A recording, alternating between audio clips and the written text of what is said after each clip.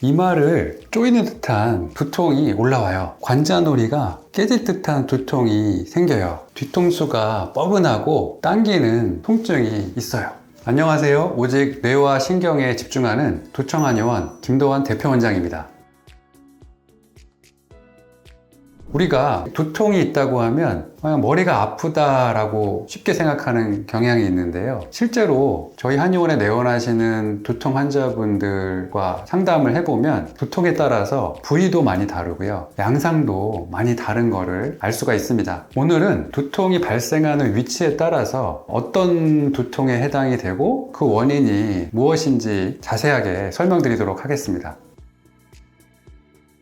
먼저 이마 두통인데요. 우리 머리가 아플 때 이마가 아픈 분들이 많이 있어요. 근데 이마가 아픈 경우에 원인들이 다양할 수가 있는데요. 이제 예를 들어서 눈이 많이 피곤하거나 건조해도 머리 쪽, 이마 쪽으로 두통이 올 수가 있고요. 코가 예를 들면 축농증이나 비염이 심해서 깨끗한 산소가 들어오지 않을 때도 이마 쪽으로 두통이 나타날 수가 있습니다. 그리고 우리 흔히 간과하기 쉬운 두통이 하나 있는데 이거는 그 원인이 위장에 있는 경우도 많이 있습니다. 체했을 때 주로 아픈 두통이 이마가 주로 아프고요. 소화가 안 될 때 나타나는 그 증상들이 앞쪽으로 나타나는 경향이 있어서 만약에 내가 이마 두통이 심하다고 하면 이런 눈이라든지 코라든지 위장을 주의 깊게 살펴보시기 바랍니다.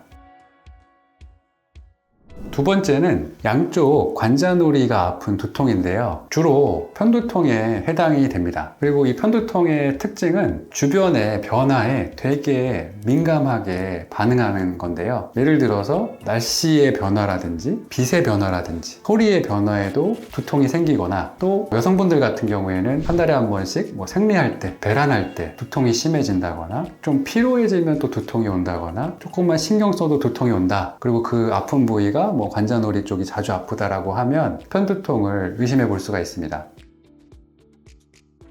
세 번째는 이 정수리 두통인데요. 정수리 부위가 아픈 분들이 자주 있습니다. 주로 피로가 많이 쌓여 있거나 스트레스가 많이 누적이 됐을 때 나타나는 경우가 많고요. 그 외에도 빈혈이라든지 저혈압으로 인해서 정수리 두통이 생기기도 합니다. 한방에서는 간하고 좀 연관이 있어요. 우리가 피로하면 간의 문제라고 하잖아요. 간 기능이 떨어지면 만성 피로를 호소하게 되고 또 특징적으로 정수리가 아픈 경우들이 되게 흔합니다. 그래서 만약에 정수리 두통이 계속된다고 하면 이런 원인들을 살펴보시고 치료를 받으시기 바랍니다. 네 번째로 뒤통수가 뻐근하거나 뒷목 쪽으로 통증이 생기는 경우들이 있는데요. 이는 주로 이 뒷목이나 어깨 근육이 긴장이 되면서 두통이 나타나는 긴장성 두통으로 볼 수가 있습니다. 우리 흔히 자세가 안 좋거나 스마트폰을 오래 보거나 컴퓨터를 오래 하게 되면 이 목 근육들이 경직되면서 경추가 틀어진다든지 위로 가는 순환에 문제가 생기게 되는데요. 이럴 때 주로 이 뒤쪽으로 두통이 잘 생기게 됩니다. 이 외에도 이제 고혈압이 있는 경우에 뒤에서 머리 쪽으로 치받는 느낌이 날 수가 있으니까 이 부분을 잘 감별해서 주의 깊게 봐주시기 바랍니다.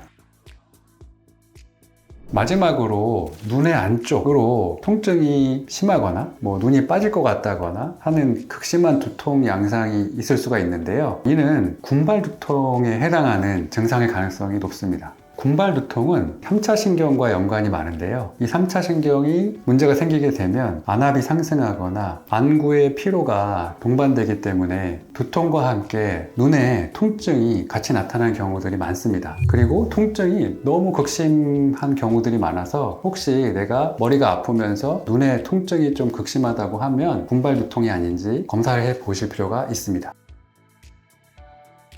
오늘은 두통이 생기는 부위에 따른 두통의 종류와 두통의 원인에 대해서 알아봤는데요. 우리가 생각할 때는 머리가 아프니까 머리만의 문제라고 생각하기 쉽잖아요. 그런데 두통 부위에 따라서 다른 부분에 원인이 있는 경우들이 있기 때문에 그냥 쉽게 진통제로 넘어가려고 하지 마시고 이제 두통이 계속된다면 꼭 검사를 해보시고 거기에 맞게 적절한 치료를 받으시길 바랍니다.